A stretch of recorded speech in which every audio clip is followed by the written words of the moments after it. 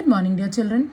Here we are for the last and final phase of Standard 10, Science 2, Chapter 2.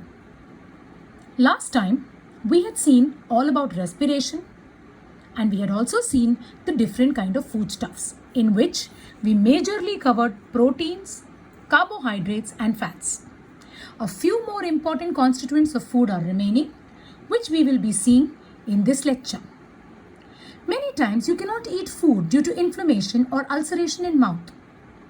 Sometimes persons experience difficulty in night vision since their childhood or adolescence. Why is this? Because salt present in the food or sugar gets attached to the area where there is ulceration in our mouth. And if it is hot, it gets attached faster. Because of this, the ulcer, which is open, which is like a wound, there is irritation. Obviously, on an open wound, if you put some salt, if you rub salt, it's going to hurt, right? Rubbing salt on my wound, that is what we normally say. It's a phrase. Likewise, your ulcer is a raw wound which is open inside your mouth. When the food which is having salt, especially if it is hot, it rubs against it and it becomes difficult for that person. Night vision or blindness in some people is primarily because of lack of vitamin A. This is because of lack of vitamin A, our eye stops responding to light, and so we are unable to see in the dark. So we understand that in addition to carbohydrates, proteins and fats, we also require something called as vitamins. Vitamins are heterogeneous compounds, that is, they are made up of different kinds of substances like carbohydrates, that is carbon, hydrogen and oxygen, and also they have certain additions to them. Vitamins are primarily divided into these following types: A, B1, B2, B5, B6, B9, B12, DCA. They are also divided on the basis of their water solubility and fat solubility. Fat soluble vitamins, vitamin A, D, E, K, and water soluble vitamin B and vitamin C.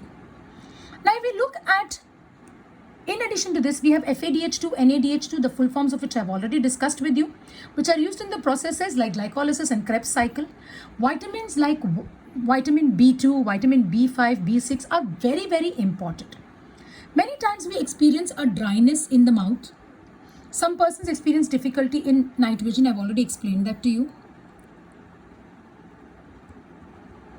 Next question that is asked over here is, many times there's a dryness in the mouth, or oral rehydration is frequently given to persons experiencing loose motions, and we sweat during summer due to heavy exercise. These are the three questions that are asked in Use Your Brain part. Yes, dry mouth is because we aren't drinking enough of water or fluids. Also, sleeping with mouth open, dry weather, etc. can cause it, but primarily we are not drinking enough water. Oral rehydration, you know this. Whenever somebody is suffering from heavy vomiting or from loose motions, which is also called as diarrhea or dysentery, in that case, they lose a lot of water, body fluids, and water is very important for our body. So what do? We take a glass of water, we put 1 spoon of sugar in it, 1 pinch of salt in it, and we stir it and we give it to the patient frequently. This is called as ORS, oral rehydration. Why do we sweat? When we are running after an exercise, our heart rate increases, blood flow speed increases, it warms up our body, and the warm body needs to release sweat. So when the sweat is released and it cools on our skin, it gives a cooling effect. So sweating is also very, very essential, not only to throw out the toxic compounds, but also it gives a cooling effect to our body and maintains the body temperature. That is why sweat is important. 65 to 70% of our body is made up of water by weight, and blood plasma contains 90% of water. We have studied this in class 9. So for any kind of activity to be carried out in the cell, we require water. Drinking water is very, very essential. So the chief question that I want to ask you over here is, do you drink enough of water? Are you drinking enough of water? You should be drinking enough of water because it helps you in your weight loss programs. It removes the excess fat from the body. It improves overall health. It will suppress the appetite, and it will make you eat less and keep your body hydrated. It also reduces the fat deposits in your body. So for these reasons, you need to drink water. Before that, let's go on to the question here, the yellow box which is asked. This is a yellow box. What are the symptoms of diseases like night blindness, peri-peri, rickets, neuritis, anemia, scurvy, pellagra? What do you mean by coenzymes? Find the full forms of FAD, NAD, NADP, and how much quantity of each vitamin is required every day. Children, I've put in all the answers here. You can read it for yourself. These are answers to which you should be knowing the answer, to which you should be knowing. That is why I've put it up over here for you in your PDF. Sources of next thing, other than carbohydrates, proteins, fats, vitamins, minerals, which are very responsible. Vitamins are responsible for deficiency diseases like rickets, pellagra. Ye jo bhi diseases that I've mentioned, scurvy, are all deficiency diseases. If we do not take regular amount of vitamins, it's going to destroy our body structure, and ultimately we will get deficiency diseases which will run for a lifetime. So you don't want that happening, and that is why you will be having all the vitamins and minerals through fruits and foods, which is already shown and mentioned over here on top. Okay, you'll also have water. In addition to that, you need to have fiber. Now, what is fiber? Fiber is the fibrous substances, and you need to have dietary fiber because it helps digestion. It helps in keeping the blood sugar constant. It helps in weight loss, and above all, it helps in cleaning your stomach. Very important give reason. Why do we need to have fiber in our food? Because it will clean the stomach. The fiber will go inside your stomach, your intestine, and it will ensure that whatever it is. And from where do we get? The sources of it are already mentioned: leafy vegetables, fruits, cereals, etc. There's another set of questions that is given here. Primarily a lot of questions in this particular page, in these particular pages. All self-explanatory though. Yes, the questions that are asked over here are: what happens to the cells of injured tissue? Where the new cells are formed by cells of injured tissues, they heal. They're able to heal because cells are able to repair themselves. Are new cells formed during healing of wound? Yes. Very much. Be it us or be it plants, new cells are formed when the wounds are healed. Do plants get injured when we pluck the flowers? Yes, they get injured. The leaves, the stem at that point of time may be destroyed also. But how do those wounds heal? Because new cells are formed. Plant is able to heal itself. How does the growth of any living organism occur? It occurs with the help of multiplication of cells. Do the number of cells in the body increase? Yes. How do they increase?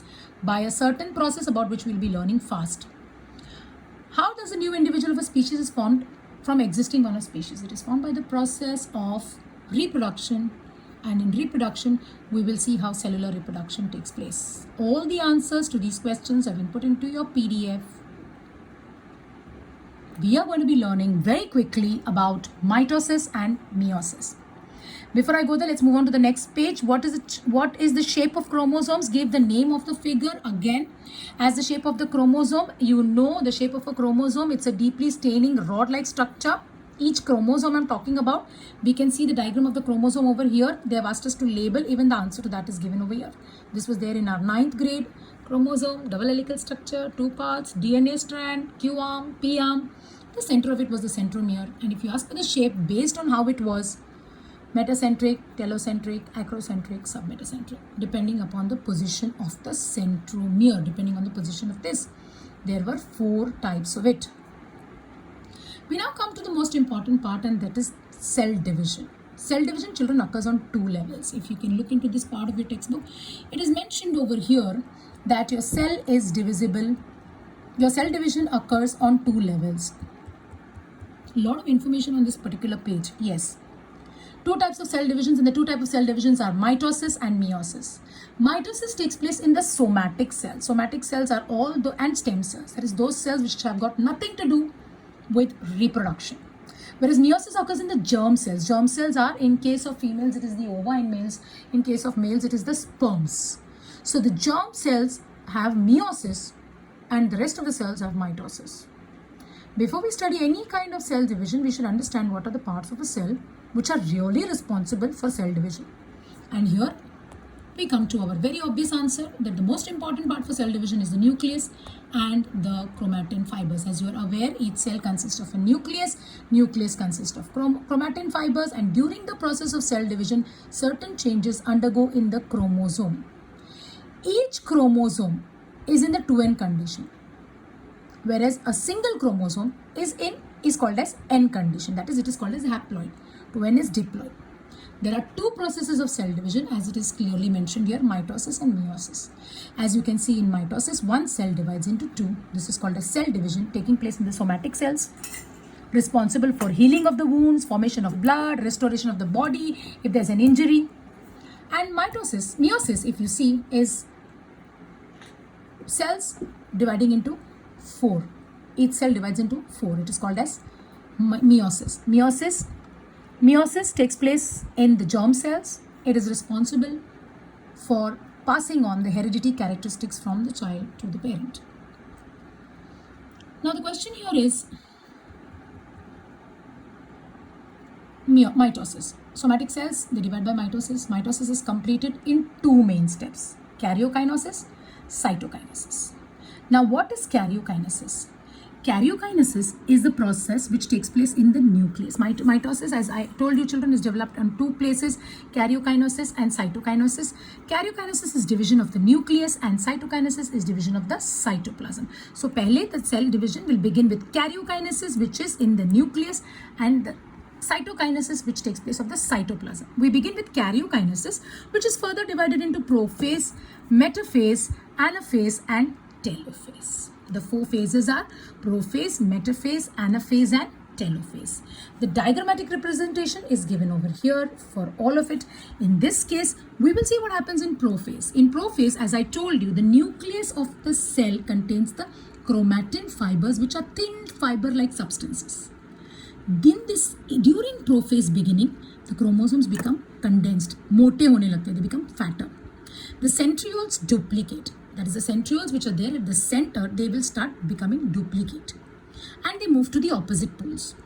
Now the nucleus has to open for this, so the nuclear membrane and the nucleolus, which is the center of the nucleus, they disappear.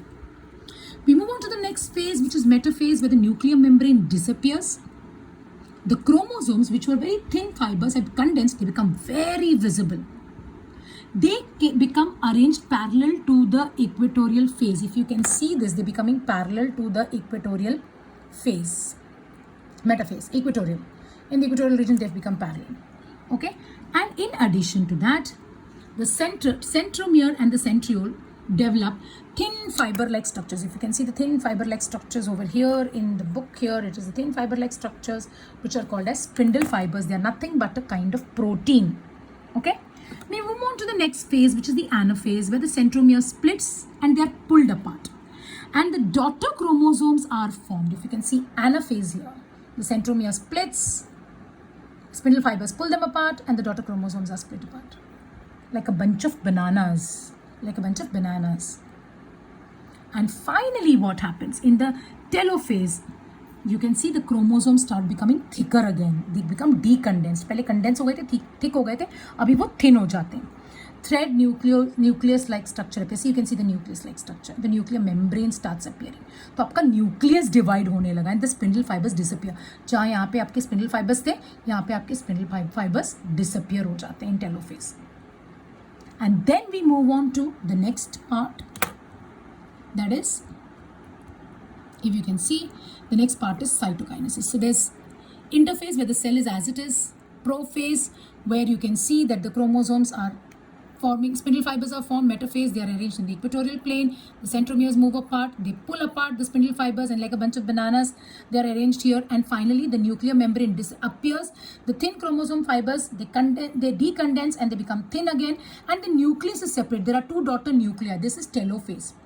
Finally, the cytoplasm also develops a notch, and the cytoplasm also breaks and the 2 daughter nuclei are completely separated. This is the process of mitosis in animals. In case of plants, instead of the cytoplasm being separated, this is called as a notch. This which comes in between the cytoplasm is called as a notch. Instead of a notch coming, a proper plate is coming in case of plant fibers. That's the only difference of mitosis. That is the only difference in mitosis of... Just give me a moment, children.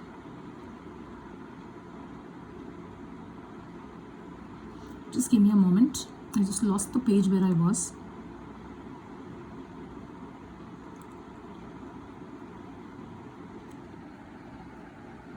That's the only difference. So the 4 phases are prophase, metaphase, telophase and anaphase. Coming back to my page here, I have reached to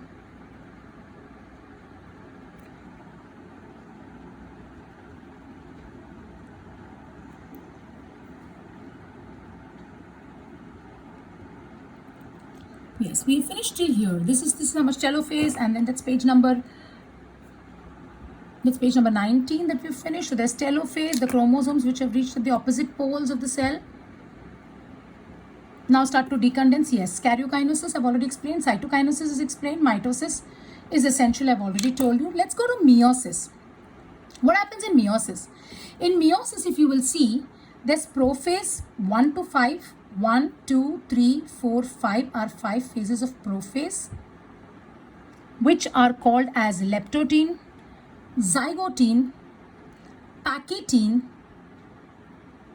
diplotene, and dikinesis. After these 5 phases, we come to metaphase 1, anaphase 1, and telophase. This is part 1 of meiosis. Meiosis takes place in 2 parts. So one cell becomes 2. Each of this cell, of these 2 cells, then develops into 2 more cells. So as by the end of the 4th phase, you will find in 2nd phase, by the end of it, there are 4 cells. Meiosis has prophase 1, metaphase 1, anaphase 1, telophase 1. In prophase 1, there are 5 steps. The 5 steps are leptotene, zygotene, pachytene, diplotene, and dikinesis. What happens in leptotene? Chromosomes are thin, they condense. What happens in zygotene? Homologous chromosomes will pair with each other. What happens in pachytene? They will cross over. The chromosomes will cross over. Exchange of chromosomes. One part of the chromosomes exchanges with the other. That happens. There is a chiasmata formed. The crisscross is called as the chiasmata. It is now formed. And new sister chromatids are formed, completely new. And in case of, finally, in dikinesis, the chiasmata condenses, they get separated, and then begins the metaphase 1 phase, which is similar to mitosis. Metaphase 1, anaphase 1, telophase 1. So at the end of telophase 1, we have 2 cells. These further 2 cells again undergo division. Prophase 2, metaphase 2, anaphase 2, telophase 2, and at the end of telophase, we have 4. So children, the primary difference between mitosis and meiosis, if you ask me, is mitosis gives you the same kind, absolutely ditto same kind of representation, or as the mother cells, so the daughter cells. Whereas in case of meiosis, we cannot say that. In case of meiosis, what happens is there is a crossing over of the chromosomes, as a result of which totally different characteristics from parent cell are found over here. This is the beauty of meiosis. So meiosis takes place only in the germ cells. They've given you a small experiment over here. Take a medium-sized onion, keep it in a conical flask, fill it with water. The roots of the onion will be in contact with the water, and you're supposed to observe it under a slide. When you observe it under a slide, you will find all the phases of mitosis taking place in the onion cell. Meiosis will not occur. They've asked us some question. What do you mean by diploid cell? Diploid cell, where the total number of chromosomes is 2 copies of each chromosomes, 2n. What do you mean by haploid cell? When it divides, 46 becomes 23. Total number of chromosomes, 43. Each cell will have 23 pairs. But when they divide, what will it contain? 23 pairs, 23 chromosomes. What do you mean by homologous chromosomes? Same length, same centromere position, they are called as homologous chromosomes. One homologous chromosome is inherited from the mother, and one homologous chromosome is inherited from the father during the process of meiosis. Are gametes haploid or diploid? Gametes are haploid. That is why daddy's half chromosomes and mommy's half chromosomes is what you are going to get. How are haploid cells formed? Gametes contain half chromosomes. Haploid gametes are produced during the process of meiosis. In the first case, when I told you, during prophase 1, what is the importance of a haploid cell? It is very much important for restoring the chromosomes. These gametes will unite during fertilization, and from N, they will become 2N again. And that is how the creature or the organism or the baby will get the chromosomes half from father and half from mother. With this, we come to the end of this chapter, which has a lot of weightage. I will see you soon in your Zoom live lecture. Thanks for being here. Till we meet again, stay home, stay safe. Remember, the mission is to begin again. It's only the lockdown that is unlocked. The vaccine for corona isn't yet. So stay home, stay safe. See you.